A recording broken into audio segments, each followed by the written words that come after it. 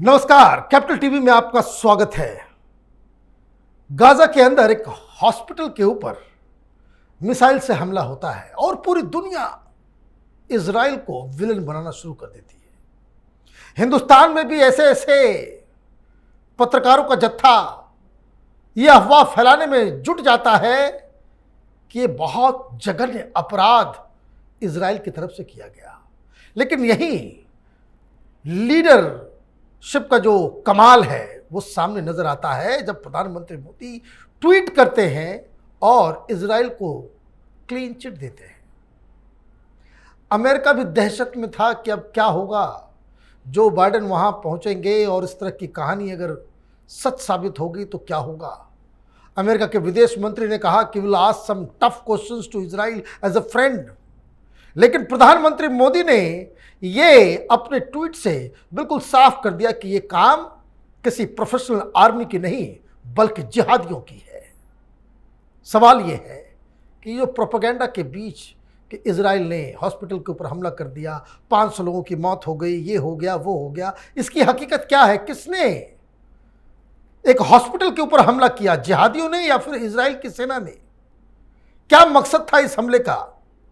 ये तमाम जानकारी और तमाम चीज़ों को जानने और समझने के लिए हमारे साथ मेजर जनरल एसपी सना साहब है। आपका बहुत बहुत स्वागत है सर।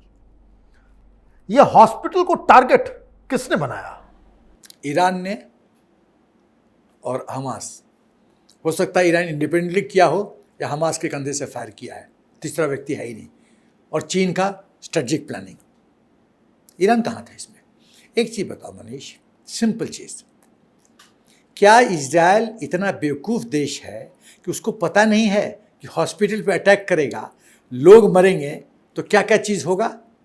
ह्यूमन राइट्स इशू, पूरा मुस्लिम वर्ल्ड यूनाइट कर जाएगा। उसका जो नॉर्थ गाज़ा में अटैक का प्लान है, एंट्री और टैंक और ट्रुप्स ऑन द ग्राउंड इस्तेमाल करने का, सब रुक जाएगा। मिस्टर बाइडेन आ रहे हैं जो शांति का कुछ डिस्कस करने आ रहे हैं, वो रुक जाएगा। POW का जो एक्सचेंज ऑफर प्रोग्राम है वो रुक जाएगा। पब्लिक ओपिनियन आपके खिलाफ चला जाएगा। यूनाइटेड नेशंस में इसके इज्जत की फलूदा निकल जाएगी। इतना हानि हमको यहाँ बैठे बैठे तुम्हारे चैनल में हमको समझ में आ रहा है कि ये सब हो सकता है, इजराइल को नहीं समझ में आता है तो अपने पाँव पे कुल्हाड़ी मारेगा क्या? ये ईरान का बदमाशी है। और ईरान की बदमाशी इसलिए है क्योंकि ईरान जानता है कि इस तारीख, आज की तारीख में, मतलब परसों रात तक स्थिति बहुत ख़राब है। नेतन्याहू ने कह दिया है कि हमास लोग डेड बॉडीज है, मतलब साफ संदेश है, छोड़ेंगे नहीं किसी को। दूसरा चीज़, ट्रुप्स का और टैंक्स का एंट्री हो रहा है, पानी बंद, खाना बंद। कब तक लास्ट करोगे? कब तक लास्ट करोगे? जैसे पुराने ज़माने में किला को तो यही इसका मकसद था कि ह्यूमैनिटेरियन ग्राउंड क्रिएट किया जाए। एकदम एक ऐसा झुंझुना दे दो विश्व में कि इजराइल की छवि को डेंट लगे और वो डिफेंसिव मोड में आ जाए और तुम ऑफेंसिव मोड में आ जाओ। अपने इकोसिस्टम को ढोल बजाने के लिए कर दो, और ढोल बजा, पूरे विश्व में ढोल बज रहा है। अरे भाई, किसी को दोषी ठहराने से पहले उसको बोलने का तो मौका दोगे ना कि कल रात को हुआ और आज सुबह से ढोल बजना शुरू हो गया। तो अब जो एग्जैक्ट खबर आ रही है, जो सबूत मिले हैं, उससे क्या लग रहा है? इजराइल को क्लीन चिट? एकदम।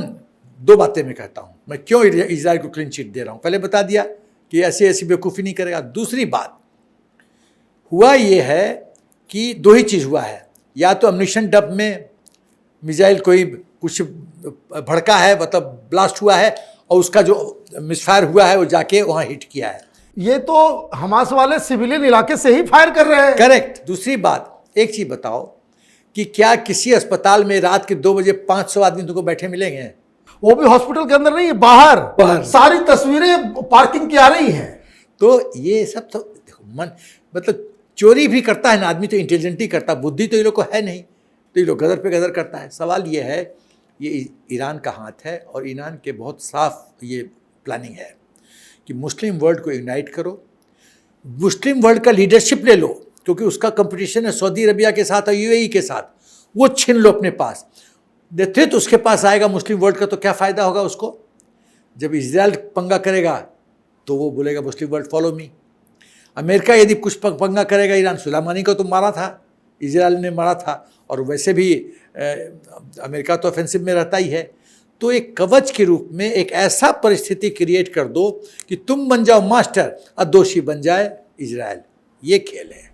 अब ये बताइए कि अब आगे इससे क्या इजराइल किस तरीके से इसको जो है टैकल करे? अलग अलग तरीके से। पहला तो रिएक्शन मैं बहुत खुश हुआ हूं कि इजराइल के प्रतिनिधि यूनाइटेड नेशंस में गए, उनको ह्यूमन राइट्स की तरफ से चिट्ठी आया, इसका जवाब दो। तो उन्होंने कहा कि ह्यूमन राइट्स का जो चिट्ठी आया है इसका एक ही जगह है, डस्टबिन। सामने फाड़ा और हाँ ऐसे कर दिया। अब इससे ज़्यादा अनादर क्या हो सकता है?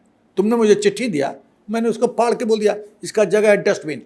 तो स्ट्रांग रिजॉल्व है, स्ट्रांग इच्छा शक्ति का प्रदर्शन कि हम लोग तुम्हारे दबाव में नहीं आएंगे, जो हमारे राष्ट्र हित में होगा वो करेंगे। तुमको रोकना हिम्मत है तो रोक लो। ऐसे भी यूनाइटेड नेशंस जो है वो तो शक्ति विहीन देश ऑर्गेनाइजेशन है, कुछ नहीं है। वर्ल्ड वार 2 हुआ लीग ऑफ नेशंस के फेलियर से। वर्ल्ड वार 3 यदि होगा तो यूनाइटेड नेशंस के होगा।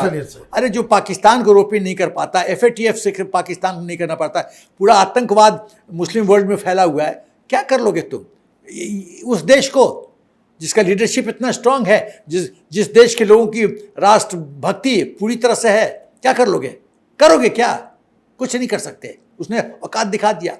अब दूसरी बात आते हैं मिलिट्री लेवल पे मेरा विश्वास है कल परसों में एंट्री होगा और नॉर्थ गाज़ा को कैप्चर कर लेंगे। अब इसमें कैच है। कैच क्या है? कैप्चर करके वापस रिटर्न करो पैलेस्टीन अथॉरिटी को या अपने पास रखो।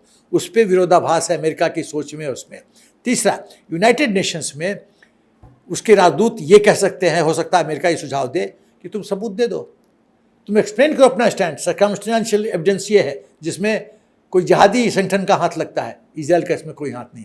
जब ये हो गया तो सब कुछ तो निहत्थ। वो तो वीडियोस भी आ गए, ऑडियो आ रहे हैं, सारी तरीके से वो सब कुछ ये तय हो गया कि भाई इनके मिसफायर की वजह से वो ब्लास्ट हुआ। तब पूरा एक्सपोज हो जाएगा।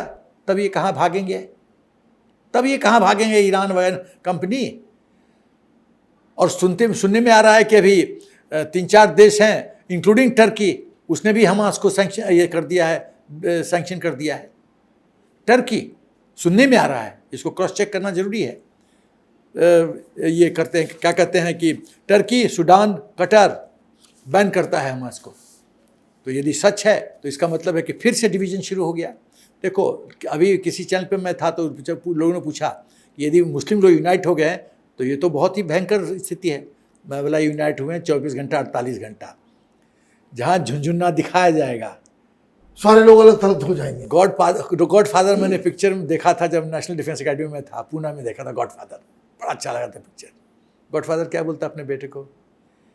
There is a price for everybody, you should know the exact price. सब बिकाऊ हैं, कीमत तुमको पता होना चाहिए, उसकी कीमत क्या है। कीमत फेंको, जीतो। इन मुस्लिम कंट्रीज़ की कीमत है, अमेरिका कीमत फेंकेगा, कहानी पलट देगा। अब ये मुझे बताइए कि जो बाइडेन कल आए और ये सारी चीज़ें जो हुई, अब इससे ग्लोबल सिनेरियो में क्या इम्पैक्ट होगा? China, Russia, Iran. पहले लोग तेहरान, ईरान ने सोचा होगा कि मिस्टर बाइडेन को थोड़ा सा हम संशय में डाल दें, संकोच में डाल दें कि इजराइल को फुली सपोर्ट ना करें। ऐसा तो नहीं हुआ। नहीं, अमेरिका ने तो कह दिया कि हम साथ हैं, साथ हैं। उन्होंने ये भी कह दिया कि हॉस्पिटल पे जो हमला हुआ है वो इजराइल ने नहीं किया है। करेक्ट। तो हो गया, एक तो पहला तीर फेल। दूसरा चीज, ग्रैंड स्ट्रैटेजी क्या है? ग्रैंड स्ट्रैटेजी है कि कुछ देश जो समझते हैं कि अमेरिका और नाटो और देश दोषी हैं यूक्रेन वॉर के परिप्रेक्ष्य में, एक सेकंड फ्रंट खोल दो, मिडिल ईस्ट को जलने दो और वेस्टर्न कंट्रीज को सकिन कर लो। यहाँ पे सकिन कर लोगे, 2 फ्रंट पे वेस्टर्न कंट्रीज लड़ रहे होंगे, तो तीसरा फ्रंट जो है चाइना के लिए आसान हो जाएगा, ताइवान फ्रंट। जब 2 जगह अमेरिका का ध्यान केंद्रित होगा तो तीसरा फ्रंट में उतना 100% तो नहीं दे पाएगा। राइट। तो चाइना आसानी से ताइवान को निकल जाएगा। ये एम है। और साउथ ईस्ट सी के ऊपर जो है वो साउथ चाइना सी के ऊपर पूरा तरह कब्जा कर लेगा। ये गेम है। दबाव यहाँ, असर होगा वहाँ, ये खेल है। लेकिन एक बात बताइए कि ये हिंदुस्तान में हमने देखा कि तमाम तरह के मीडिया हाउसेस, पत्रकार, यूट्यूब के ऊपर सब हॉस्पिटल को लेकर के फेक न्यूज़ चला रहे थे। वेस्टेड इंटरेस्ट है।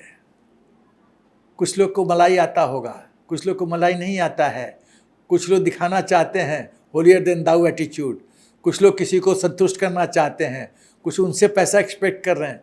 कई कई कैटेगरी के लोग हैं यहाँ। ये मुझे तो एक ही कैटेगरी नज़र आ रहा था कि जो लोग बुरहान वानी को एक गरीब स्कूल टीचर का बेटा बता रहा था, स्टूडेंट लीडर बता रहा था, वही लोग जो है वो हमास के साथ खड़े नजर आ रहे हैं। मनीष, इस देश में एक सख्त कानून बनाने की जरूरत है। मैं बार बार कहता हूँ, national safety judicial commission NSJC, मैं कितनी बार बोल चुका हूँ, अब बार बार बोलता रहूँगा।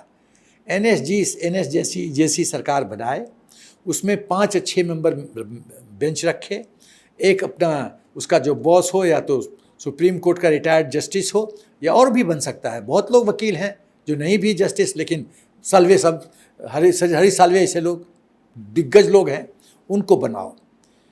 15 सुओ मोटो उसको पार होना चाहिए किसी भी बिंदु को उसका कॉग्निशन लेने का, और उसकी पावर पैरेलल में होना चाहिए सुप्रीम कोर्ट के बराबर। और उस कोर्ट से अगर देशद्रोह का जो है, सुनते अभी बोलते जाता हूँ, तो क्लैश ऑफ होगा और विचार सुप्रीम कोर्ट का, मैं तो इसका सुओ मोटो रिकॉग्निशन लिया, आप नहीं ले सकते।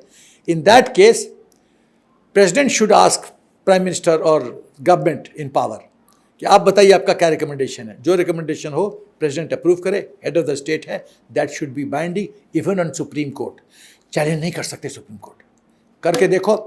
30 दिन में फैसला करो, 31वां दिन में 2 लोग को ऐसी तरह से सॉर्ट आउट करो। मैं देखना तो 32वां दिन से क्या होता देखता हूँ मैं। फिर कौन हमास के साथ खड़ा होता है, एग्जैक्टली कौन आतंकियों को जो है कवर फायर अरे देता है। तुम रहते हो यहाँ, खाते हो हिंदुस्तान का और ढोल बजाते हो हमास का। इतना प्रेम है हमास का तो जाओ फलस्तीन, जाओ लड़ो उनके साथ, मरो। यहाँ खाओगे बटर चिकन और ढोल बजाओगे हमास हमास हमास, तो खाओ वहां पर जाकर। कुछ लोग तो गए थे ISIS में, ISIS में गए थे, शामिल होने के लिए गए थे, टॉयलेट साफ करवाया जा रहा था वहां। ये सब जो समस्या का जड़ है ना, मदरसा, माइंड में जहर डाला जाता है, समस्या वहां है।